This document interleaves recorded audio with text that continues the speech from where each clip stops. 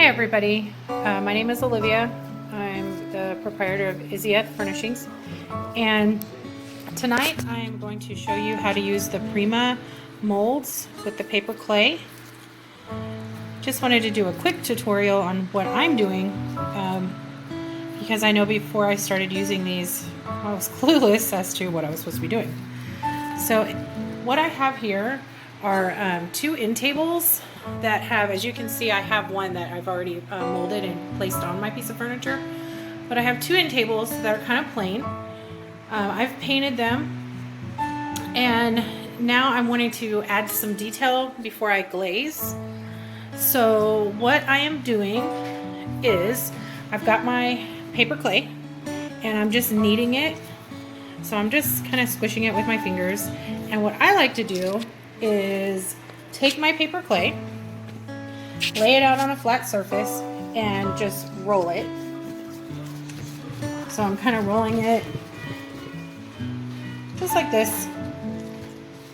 And then I'm going to take my piece and I'm going to come back over here. And this is the mold that I'm using, this one right here. I am going to lay my piece into the mold and curve it around a little bit. I like to do this because to me it makes the clay fit into the mold better. And then I'm just going to start pressing it into the mold. You want to make sure you get all little edges and you push it down well so it catches in all the grooves. Now here at this point I'm going to just break my piece off, and then I'm just going to sit it down and start smoothing it into the bottom half of the mold. As you can see, I'm just smoothing those pieces out. I try to use all of the clay and not waste any because I actually buy this clay, and it's not too expensive, but I mean, hey, you want to use all your product, right? Okay, so I'm just smoothing in the clay on all the edges here. This is a little bit hard to do because I'm doing it one-handed while I'm holding my camera. Just kind of want to make sure it's even, and I've pushed everything in good.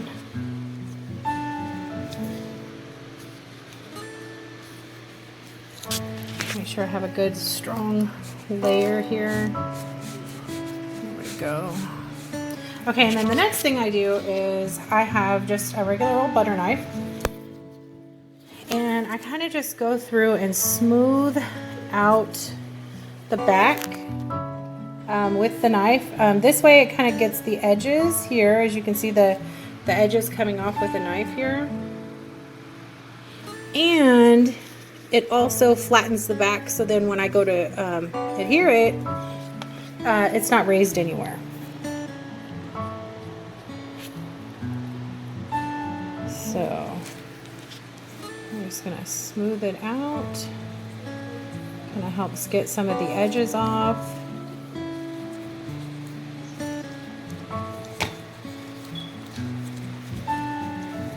Okay.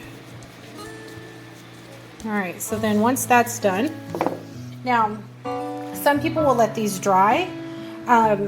What I'm going to do is I'm going to use it right away. The reason I'm using it right away is because the piece that I'm putting it on has curved legs, and once they're dry, you're really not going to be able to bend these because they're going to end up breaking. So I'm going to use it while it's still wet, basically. Okay, so let me see if I can pop this out. These usually come out pretty easy. You just kind of bend the mold. So let me put my camera down just for a minute so I can get this popped out. All right, so I have popped my mold out. This is what it's looking like right now. I just popped it right out.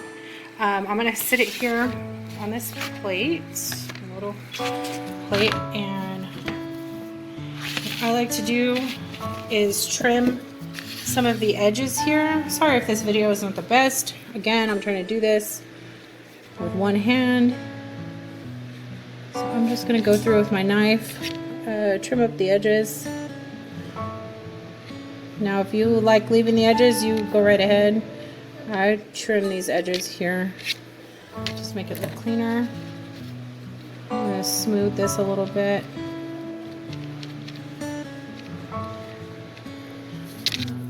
Let's see this little piece right here. Let's trim this up some.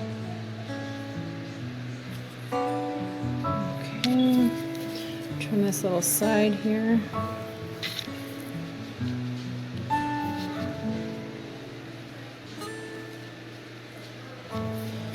Okay, so once I've done that, I'm going to flip my piece over.